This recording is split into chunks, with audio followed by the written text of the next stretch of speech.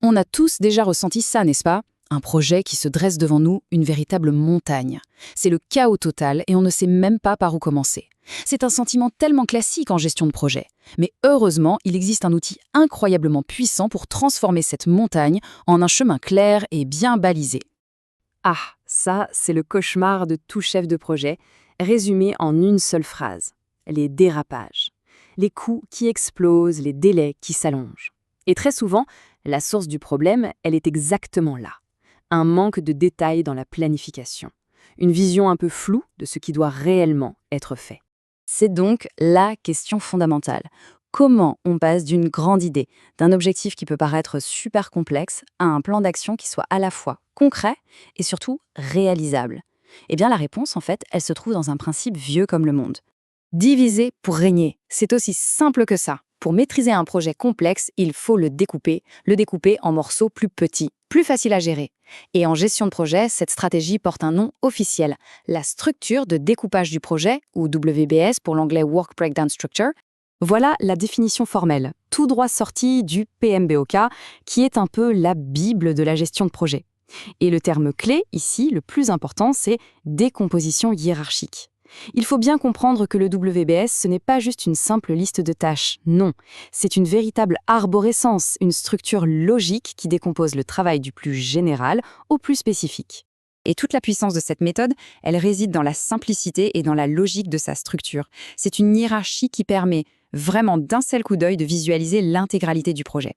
La structure est super simple et elle se décline sur 3 niveaux. Tout en haut, on a le projet, l'objectif final. Juste en dessous, ce projet est découpé en grandes phases qu'on peut presque voir comme des mini-projets. Et enfin, chaque phase est elle-même décomposée en tâches concrètes et réalisables. Projet, phase, tâche, c'est vraiment la structure de base à retenir.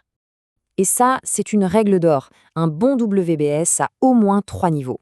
Pourquoi? Parce que c'est ce qui garantit un niveau de détail suffisant pour une planification réaliste, sans pour autant tomber dans le piège de la microgestion.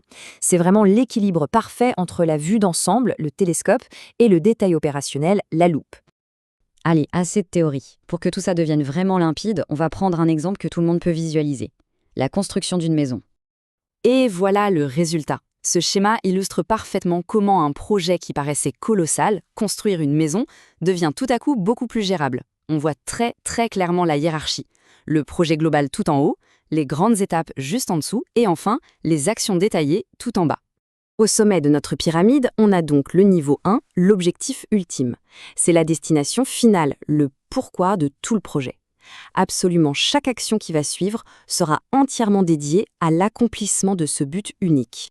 Au niveau 2, on découpe ce grand objectif en lots de travaux logiques. Ce sont les phases. Chacune représente une portion significative du projet, un livrable majeur. C'est logique, on ne construit pas les murs avant les fondations. Cette structure impose donc tout naturellement un ordre. Et on arrive enfin au niveau 3, le plus détaillé, les tâches. Le mot-clé ici, c'est indivisible.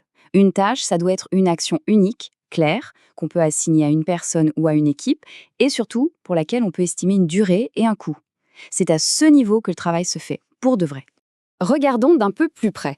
La phase fondation se décompose en tâches comme le terrassement, la pose des fondations. La phase toiture, elle, inclut la charpente, l'isolation. On voit parfaitement cette relation parent-enfant.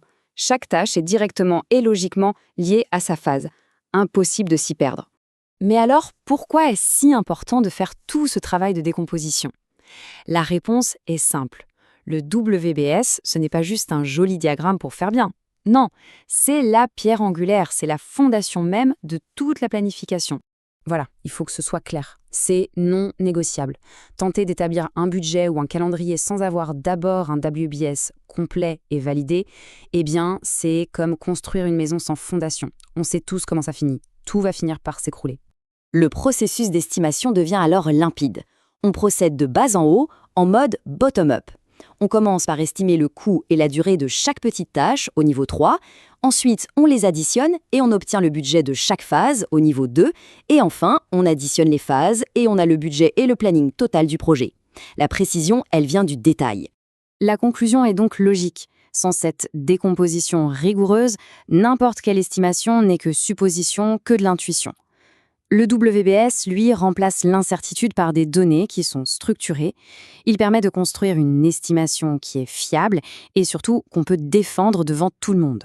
Alors, en résumé, quels sont les points essentiels à retenir? Le WBS, ça structure tout le travail.